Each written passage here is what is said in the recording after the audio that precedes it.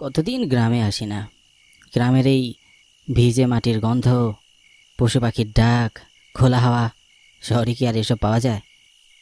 কত করে বললাম সকলকে আমার সাথে আসতে, কিন্তু কেউ রাজিই হলো না। বসে আছি সেই সকাল থেকে। এরপর বার দু এক অবশ্যই গাড়ি বদল হয়েছে, কিন্তু গ্রামটা না শহর থেকে অনেক দূরে। যাতায়াত করতে করতে গোটা একটা দিন লেগে গেল। যাকে অবশেষে যে গ্রামে পৌঁছাতে পারলাম এটাই বেশি। আমার নাম সরোজ। বহুদিন পরে গ্রামে এসেছি বেড়াতে, তাও আবার সবার সাথে এক প্রকার যুদ্ধ করে। এত বছরে গ্রামটা খানিকও বদলায়নি, যা দেখেছিলাম সেরকমটাই রয়েছে।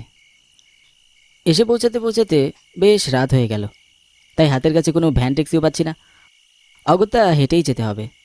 বাড়ি অবশ্য বেশ খানিকটা কাছেই, হেঁটেই পৌঁছে যাওয়া যাবে। আকাশে আজ চাঁদটা একদম পূর্ণ। আলোর ঝকমাকানিতে পুরো গ্রাম যেন নিজের রূপ মেলে ধরেছে। সেই আলো ধরে আমি সামনে এগোচ্ছি। আমি যে রাস্তা দিয়ে যাচ্ছি তার পাশ দিয়েই সরু নদী বয়ে গেছে। খানিক দূরে নদীর পাড়ে কে যেন একটা বসে আছে দেখলাম। হুট করে কেউ দেখলে নির্ঘাত ভয়ে উল্টো দিকে দৌড় দিবে। তবে তার চেহারা স্পষ্ট হতেই ভয়টা কেটে গেল। এ যে আমার হরণ দাদা। এই কে ওখানে? কথা বলছেন না কেন? কে বসে আছে ওখানে এই অন্ধকারে? মাছ ধরতে হলে অন্ধকারে চুপচাপ বসে থাকবো না কি নদীকে নেমে লাফাবো? হ্যাঁ, হতভাগা কোথাকার। কে? হরণ দাদা, তুমি বসে আছো ওখানে? হ্যাঁ রে, আমি। তা একদিন পর কোত্থেকে এলি? আমাদের তো ভুলে গেছিস। আরে হরণ দাদা, কি যে বলো না, তোমাদের সবাইকে মনে রেখেছি তবেই না এই গ্রামে এসেছি। কেউ তো আসতেই দিতে যাচ্ছিল না। বাড়ির সবাই কেমন আছে তোর? শুনেছি নতুন বিয়ে করেছিস। হ্যাঁ, আর কি, বাড়ির সবাই ভালোই আছে। তো তুমি এত রাতে এখানে বসে বসে মাছ ধরছো কেন? পাগল ছাগল মানুষের কি কোনো ঠিক আছে রে? যখন যা মন চায় সেটাই করি। দেখ না, কিছুক্ষণ আগেই মনে হলো মাছ ধরতে হবে, অমনি বড়শিখানি কাঁধে তুলে এখানে চলে এলাম। আমি বরং এখন তাহলে বাড়ির দিকে যাই হরদা, বেশি রাত হয়ে গেলে আবার মুশকিলে পড়ে যাব। ঠিক আছে, যা।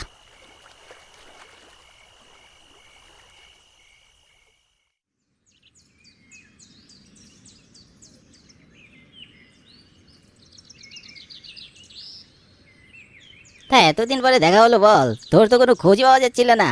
আমরা ভাবলাম বিয়ে পর্ব হয়, তোকে আর দেখতেও পাবো না। তুই কি বলেছিস? এতদিন পর মনে পড়লো আমাদের। হ্যাঁ, বলি তুই একাই এলি কেন রে? বাকিদের তোর সঙ্গে নিয়ে আসতে পারতি। ওরা কেউ গ্রামে আসতে চায় না রে। গ্রামে আসার নাম শুনলেই ওরা পালাই পালাই করে। এসেছিস যখন ভালো করেছিস। এই তোদের মনে আছে আমরা ছোটবেলায় সবসময় ক্যারাম নিয়ে গিয়ে খেলতাম? মনে থাকবে না কেন? মনে আছে। কত কষ্ট করে হরণদা সবার কাছ থেকে চাঁদা তুলে এই গ্রাম ঘরটা বানিয়েছিল বল। চল আমরা আজ একবার সেখানে যাই, কতদিন গ্রাম খেলি না। হ্যাঁ, ওই ভূতের বাড়ি যাব? পাগলে পেয়েছে নাকি? ভূতের বাড়ি মানে কি বলছিস কি তুই? তুই এতদিন গ্রামে ছিলি না সরোজ, তাই তুই জানিস না। আমরা কেউ ওদিকে আর যাই না হরণ দাদা মারা যাওয়ার পর। এই থাম থাম, কি বললি? হরণ দাদা মারা যাওয়ার পর মানে? হরণ দাদা তো মারা গেছে। কি কি পাগলের মতো কথা বলছিস তুই? পাগল হয়ে গেছিস নাকি তোরা? পাগলের প্রলাপ নয়, সত্যি বলছি।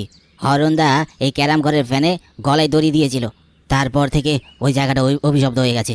সে মারা যাওয়ার পর আমরা অবশ্য কয়েকবার গিয়েছিলাম সেখানে ক্যারাম খেলতে, কিন্তু আমাদের সাথে অনেক উল্টোপাল্টা ঘটনা ঘটে, তাই আমরা ও অমুক আর হই না।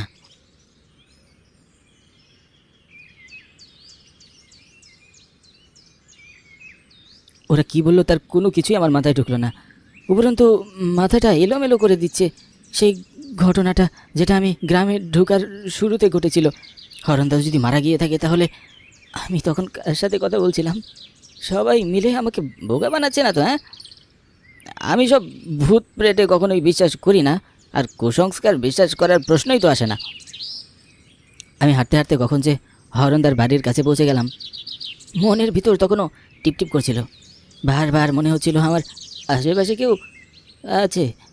আমি যতবারই পিছনে তাকাচ্ছিলাম কাউকেই দেখতে পাচ্ছিলাম না। হরণ দাদার বাড়ির চারপাশের পরিবেশ একদম নিশ্চুপ।